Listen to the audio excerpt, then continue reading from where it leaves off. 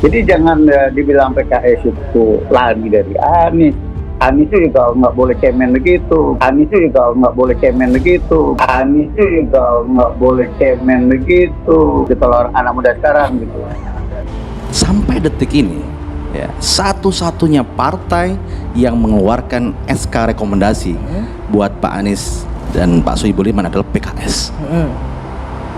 SK rekomendasinya sudah keluar dan resmi dan dideklarasikan oleh DPP PKS, oleh Presiden PKS Ahmad Saihu pada tanggal 25 Juni yang lalu. Ya. Sudah lewat lebih dari 40 hari, SK itu sudah diberikan. Oke. Kita ini dalam proses pilkada, sekarang ini lebih dari 500 pilkada loh. Betul. Ada kandidat ya, lebih dari 500 kandidat itu mereka semuanya itu berjuang untuk bagaimana? Pertama, mereka harus mendapatkan tiket rekomendasi untuk bisa berlayar. Dan beruntungnya ya di Jakarta ini PKS mendapatkan suara tertinggi. Tapi nggak bisa maju sendiri. Betul, Tetap. that's right. Nggak bisa maju sendiri. Oke. Tapi kursinya adalah terbesar, 18 kursi. Jadi hanya butuh 4 kursi. Saya pikir ini adalah merupakan sebuah keuntungan dan kemudahan sebenarnya buat Mas Anies untuk memastikan dukungan secara ofisial dari partai-partai yang lain. Ini Mantan Gubernur DKI Jakarta Anies Baswedan mengaku kaget dengan deadline atau tenggat waktu yang pernah disampaikan oleh juru bicara PKS M. Khalid berkaitan dengan Pilkada Jakarta 2024. Anies mengaku tidak pernah ada bahasan terkait deadline 40 hari. Perihal deadline ini awalnya disampaikan oleh Khalid. Saat itu ia mulanya membahas opini lain jika duet Anies Baswedan Sohibul Iman tidak terlaksana. Ia mengatakan saat ini masih ada dua opsi tersedia. Opsi pertama dan menjadi prioritas PKS adalah memastikan pasangan aman berlayar. Opsi kedua membuka opsi lain jika pasangan aman tidak bisa berlayar karena kekurangan kursi. kalau Dan ini saya sebuah, analogikan, tadi saya berikan cerita. Ketika Pak Presiden PKS Ahmad Saihu sebelum mengumumkan pada 25 Juni, sebenarnya sebelum pengumuman itu, Bapak Presiden PKS Bapak Ahmad Saihu sudah bertemu dengan Bang Surya Paloh di Nasdem Tower dan disampaikan kita akan mengusung Mas Anies dan Pak Sohibul Iman, kita sebut pasangannya aman, ya. Dan insya Allah ini adalah calon yang terbaik buat warga Jakarta, punya kapasitas kepemimpinan yang bagus dan kapasitas menangnya yang sangat bagus. Itu kan harapannya dan PKS. Dan itu sudah disetujui dan disambut baik oleh disambut baik, Nasdem. tapi surat rekomendasinya sudah turun belum? Nah disinilah kita menunggu justru bagaimana Mas Anies bisa membawa surat rekomendasi dari partai-partai lain sehingga tiket ini akan berlayar. Ini Dan kalau 4 saya kursi bilang- ini tidak terlalu Sebentar, susah Mas sebenarnya Khalid. kalau bisa Dengan- kita bawa. Di sisi lain, Khalid mengatakan PKS masih terus berkomunikasi dengan Nasdem dan PKB, partai yang pernah menyatakan dukungan kepada Anies di Pilpres 2024. Namun pihaknya sempat mematok batas waktu untuk kepastian tiket Anies hingga 4 Agustus lalu, yang ternyata masih belum kunjung ada kepastian. Khalid mengungkit kesepakatan PKS dengan Anies soal syarat kursi yang seharusnya bisa dipenuhi dengan menggalang dukungan dari partai lain. Menurutnya, tiket untuk Anies masih terus diupayakan baik oleh PKS dan Anies sendiri. Selang beberapa hari kemudian, Anies Baswedan buka suara tentang batas waktu atau deadline Pilkada Jakarta seperti disampaikan M. Khalid tersebut. Ia mengaku kaget ketika Khalid bicara batas waktu 40 hari untuk mencari partai pendukung.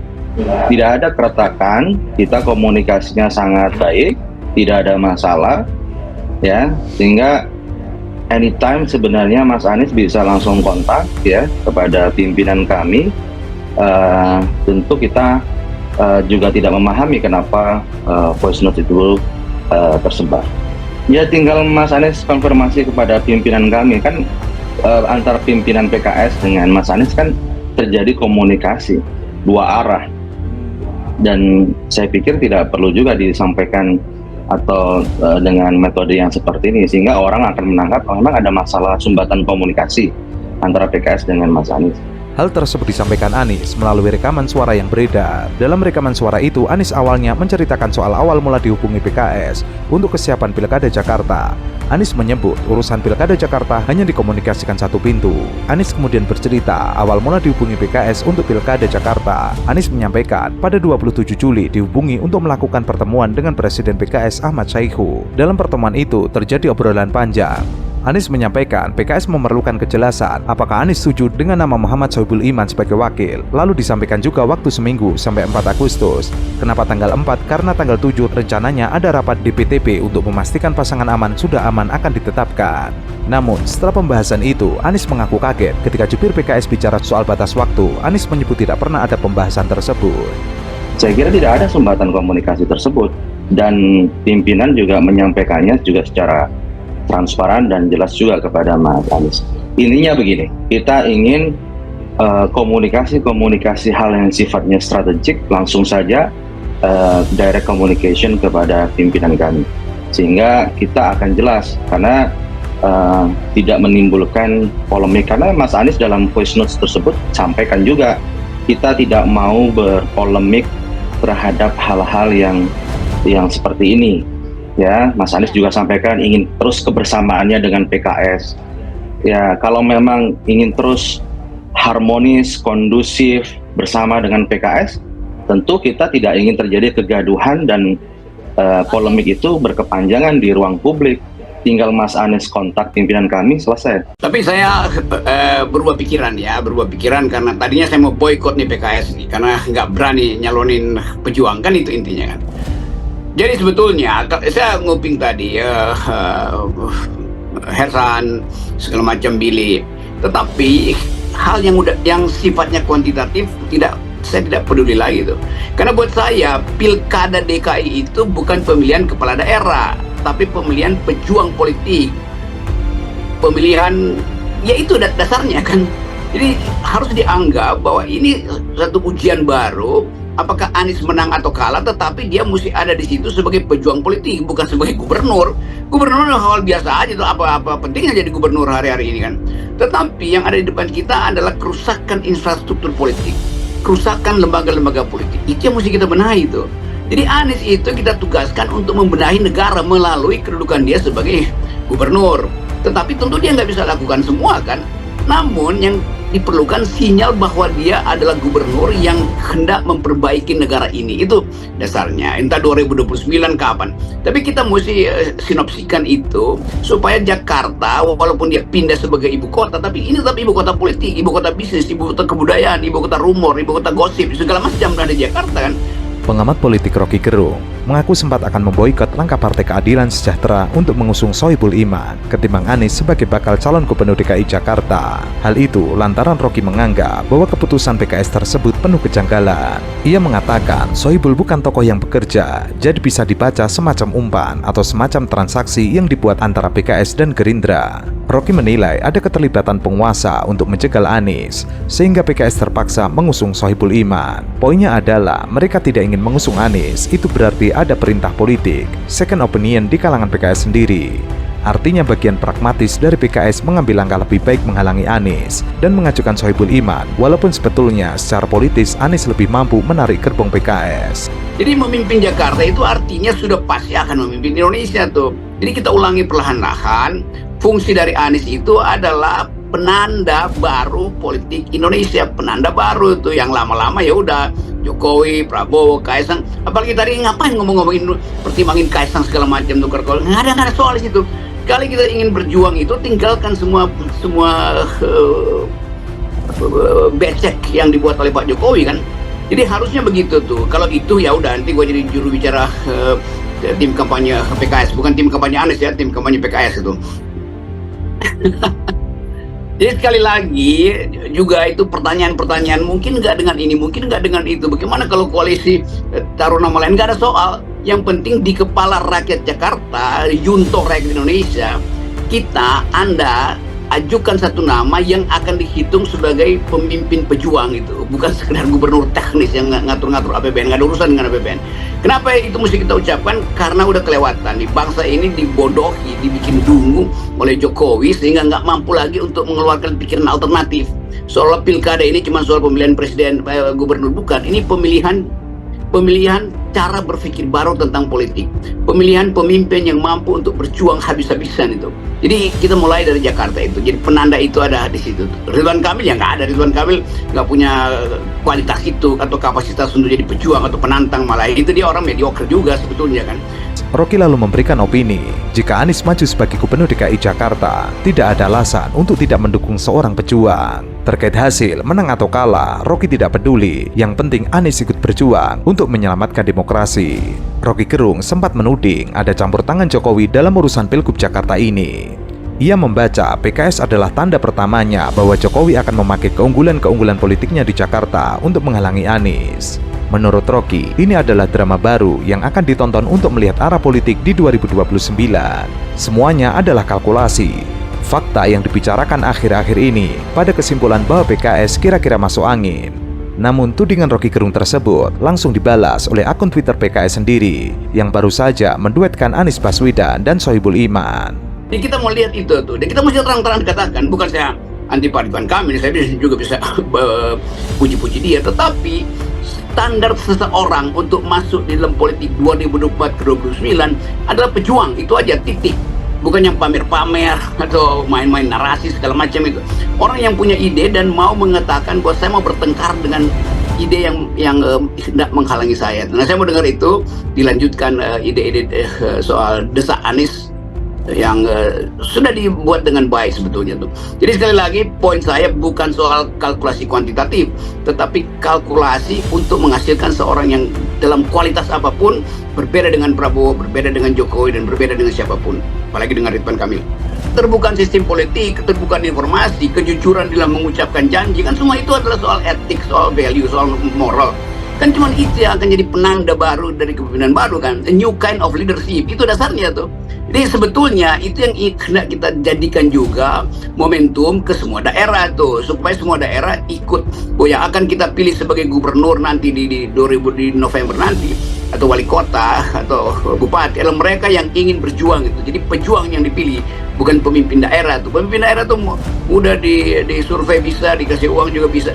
Tetapi mental pejuang ini untuk menghasilkan kembali Indonesia yang berpikir, untuk menegakkan kembali lembaga-lembaga yang dirusak oleh Jokowi, untuk menghasilkan kepemimpinan internasional, kepemimpinan yang mampu untuk melihat bahwa Indonesia itu ada di dalam kawasan yang bergolak secara ekonomi, secara politik, segala macam. Itu intinya tuh. Kan dipasangkan dengan siapapun di Jakarta, Kaisang pasti KO lah, sama Anies ya pasti susah untuk menangin itu. Pasangin dengan Ridwan Kamil juga begitu tuh. Jadi tetap Jakarta itu tetap ada figur Anies yang kuat. Backup kulturalnya ada pada PKS kan. PKS itu semacam air yang mengalir terus di Jakarta kan, nggak pernah turun loh suara PKS di Jakarta. Di kelihatannya justru kombinasi itu antara Anies dan Sohibul misalnya, itu yang memungkinkan panen raya PKS di Jakarta kan. Anies tambah Sohibul kan yang di Sohibul yang di ya. Jadi Anies tambah Sohibul lebih besar dari perjumlahan dua mereka itu. Prinsipnya adalah the whole is greater than the sum of its parts. Jadi penambahan dua orang ini justru melampaui jumlah konstituen yang mereka miliki. Jadi efeknya lebih besar penjumlahan antara PKS dan Sohibul sebut aja dengan Anies dibandingkan penjumlahan Ridwan Kamil dengan Kaisang misalnya kan. Presiden Partai Keadilan Sejahtera Ahmad Syaihu menyatakan partainya akan mengusung Anies Baswedan dan Sohibul Iman sebagai bakal calon gubernur dan bakal calon wakil gubernur pada Pilkada Jakarta 2024. Ia menuturkan hal itu diputuskan usai mendengar beragam aspirasi dan masukan dari Dewan Pimpinan Wilayah PKS. Syaihu mengaku DPP sudah menerima surat dari struktur DPP PKS DKI Jakarta yang sudah mengusulkan nama-nama calon gubernur dan calon wakil gubernur DKI Jakarta ke DPP PKS. Di sisi lain, PKS juga mendengarkan usulan dari para tokoh ulama, habaib, tokoh-tokoh lintas agama, bahkan yang datang dari DPP PKS, para agamawan, para cendekiawan, serta masyarakat di DKI Jakarta. Ia menyebut PKS juga mempertimbangkan segala aspek calon pemimpin yang baik. Ya betul, jadi politik Jakarta itu ada politik yang terbuka, mata internasional di Jakarta, sehingga efek bansos BLT CS itu tidak sekuat kalau itu dilakukan di daerah.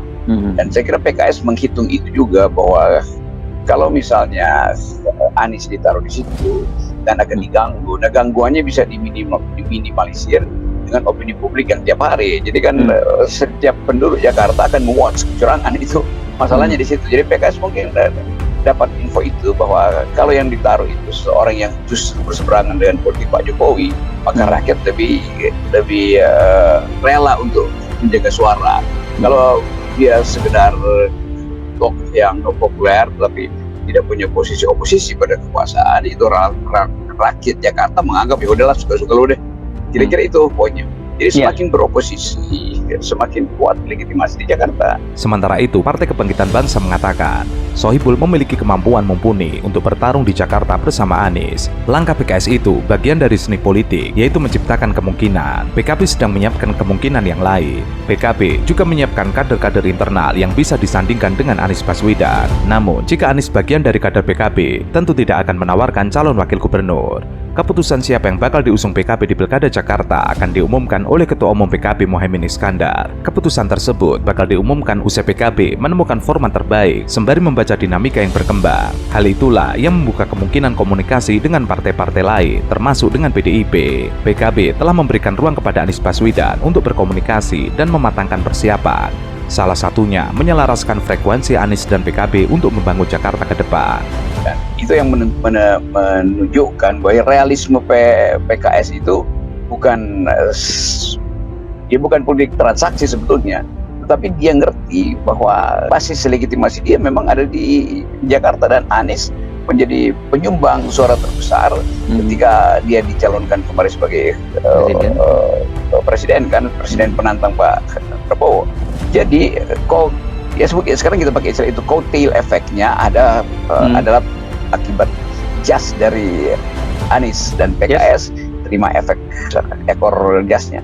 Ya, Caimin tahu bahwa PKB bertambah 2 kali lipat, hampir 2 kali lipat suaranya di parlemen, dan keterangan itu tentu dijadikan alasan PKB untuk meminang PDIP kan demi Anies. Tapi PDIP punya hitungan lain. Itu berarti kalau Anies menjadi tuan di Jakarta, itu Puan menjadi kecil dong kan.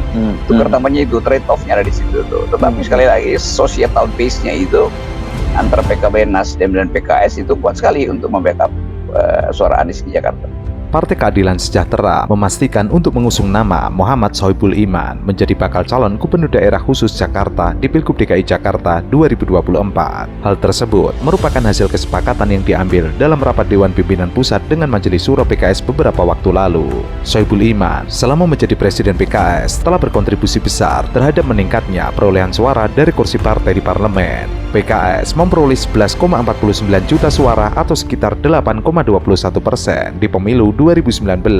Jumlah ini naik signifikan ketimbang pemilu 2014 yang memperoleh 8,46 juta suara atau 6,77%. Pilpres 2029 dianggap banyak problem etis, banyak problem administrasi yang ngaco. Dikoreksi lah di Jakarta hari ini. Jadi potensi mengkoreksi Pilpres sebetulnya adalah pada Pilkada Jakarta tuh. Dan kelihatannya itu akan terjadi, dan semua mata internasional juga menginginkan supaya Jakarta itu betul-betul kedap dari segala macam kecurangannya kemarin dibayangkan terjadi terulang di Jakarta seperti pengulangan dari Pilpres. Adapun Anies telah memperoleh rekomendasi dukungan menjadi calon Gubernur DKI Jakarta oleh Dewan Pimpinan Wilayah PKB Jakarta. Namun, banyak pengamat menilai dukungan PKS kepada Wakil Ketua Majelis Syuro Sohibul Iman menjadi bakal cagup DKI Jakarta merupakan kode politik bagi Anies Baswedan dan partai yang hendak mengusungnya. Tujuannya agar Sohibul dilirik sebagai pasangan bakal cawagup. Anies dan Sohibul memiliki potensi kuat jika bersatu dalam pemilihan kepala daerah DKI Jakarta. Apalagi, PKS dan Anies juga memiliki sejarah lama saling mendukung dalam kontestasi politik. Anies diingatkan agar segera merespon kode tersebut. Jika tidak, nantinya yang meminang PKS justru dari Koalisi Indonesia Maju. Sudah sewajarnya PKS menaikkan posisi tawar yang tinggi dalam Pilkada DKI Jakarta kali ini. Apalagi PKS merupakan partai pemenang Pileg DKI Jakarta 2024 dan sudah 10 tahun ini hanya menjadi sosok di belakang layar dalam perebutan kursi eksekutif di Jakarta dan Pilpres.